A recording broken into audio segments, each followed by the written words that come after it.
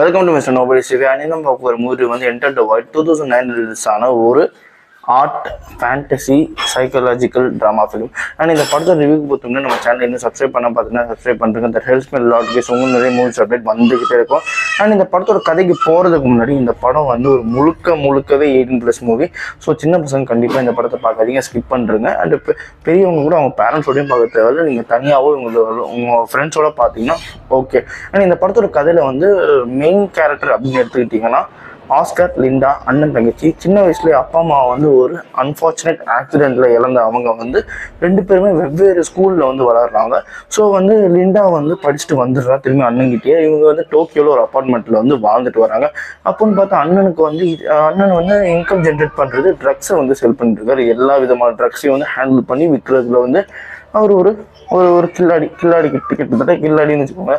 அப்போன்னு பார்த்தா என்ன ஆகுது அப்படின்னு பார்த்தீங்கன்னா, அவரோட ஒரு one of the friend and கிளைண்டான விக்டர் வந்து கூப்பிட்றான்னு சொல்லிட்டு ஒரு கிளப்புக்கு போயிட்டு ட்ரக்கை கைமாற்றி விட்ற அந்த சமயத்தில் வந்து என்ன ஆகுது அப்படின்னு பார்த்தீங்கன்னா, போலீஸ் சரௌண்ட் பண்ணி அவரை கொன்னுடுறாங்க.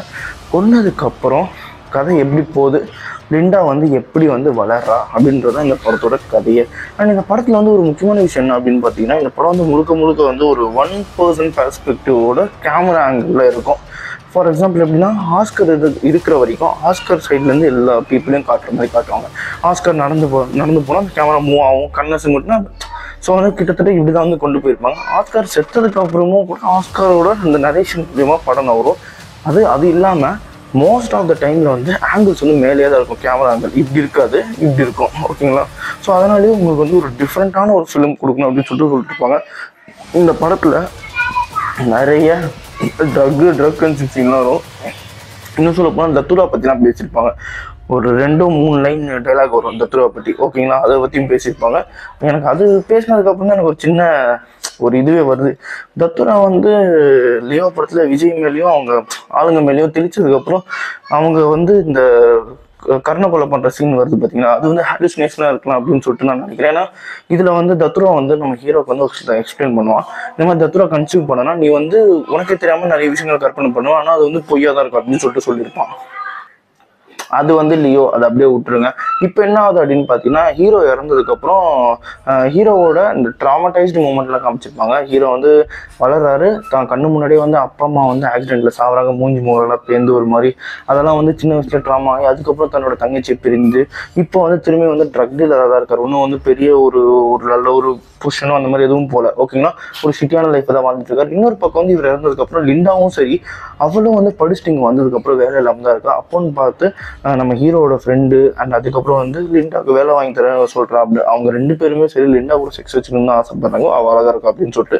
அதில் யார் ஜெயிச்சா அப்படின்னு பார்த்தீங்கன்னா, லிண்டாவுக்கு வேலை வாங்கி கொடுத்தான். அவனும் பெரிய வேலை வாங்கி கொடுக்கல, டோக்கியோ கிளப்ல ஒரு ஸ்ட்ரிப்பர் வேலை வாங்கி கொடுத்து அந்த பொண்ணோடய அவன் ஜாலியாக இருக்கான், ஓகேங்களா? அண்ட் இந்த மாதிரி வந்து இவங்களோட லைஃப் வந்து அடுத்தடுத்து எப்படி போகுது அப்படின்றத காமிச்சிப்போம். ஒன்றும் கதைன்னு சொல்லிட்டு பெருசாக இருக்காது. அண்ணன் இருந்தான், அண்ணன் செத்ததுக்கப்புறம் தங்கச்சி என்ன பண்ணுறா, அவள் எப்படி ட்ராமடைஸ் ஆகிறா அப்படின்ற மாதிரி தான் படத்தை வந்து கொண்டு போயிருப்பாங்க. அண்ட் இந்த படத்தில் வந்து ட்ரக் கன்சியூம் அந்த எடுக்கிற சமயத்தில் வந்து உங்களுக்கு விஷுவல்ஸ்லாம் டிஃப்ரெண்டாக ட்ரை பண்ணிருப்பாங்க. கேமராஸ்லாம் டிஃப்ரெண்ட்டாக இருக்கும். ஒரு மாதிரி ஆட்டோ வந்து நிறைய விஷயங்கள் வந்து இதை வந்து காமிச்சிருப்பாங்க. உங்களுக்கு ஒரு டிஃப்ரெண்ட்டான எக்ஸ்பீரியன்ஸ் சொன்னால் கண்டிப்பாக இந்த படத்துக்கு நீங்கள் அந்தளவுக்கு டிஃப்ரெண்ட்டாக இருக்கும். அதே மாதிரி நேரத்தில் இந்த படத்தில் 18+ இல்லையா அப்படின்னு கேட்டிங்கன்னா, கண்டிப்பாக 18+ இருக்குது. அங்கங்கே 18+ சீன் வந்தாலுமே கிளைமேக்ஸில் ஒரு 5 நிமிஷத்துக்கு முன்னாடி வர ஒரு 10 to 15 நிமிஷம் முழுக்க ஒரு செக்ஸ் சீனாகவே காட்டுவாங்க. எப்படி அப்படின்னு பார்த்தீங்கன்னா, இந்த லாஸ்ட்டில் வந்து ஹோட்டல் லவ் அப்படின்னு சொல்லிட்டு ஒரு ஹோட்டல் இருக்கும். அதுக்குள்ளேயே போயிட்டு டாப் ஆங்கிளில் ஒரு ரூமாக கிராஸ் பண்ணி போகிற சமயத்தில் அந்த ஒரு ரூமில் செக்ஸ் வச்சுக்கிறவங்களோட விஷயங்கள் வந்து காட்டுவாங்க. அது பொறுமையாக தான் போகும், இருந்தாலும் அது வந்து ஒரு 10 to 15 நிமிஷத்துக்குள்ளே அது இருக்கும், ஓகேங்களா?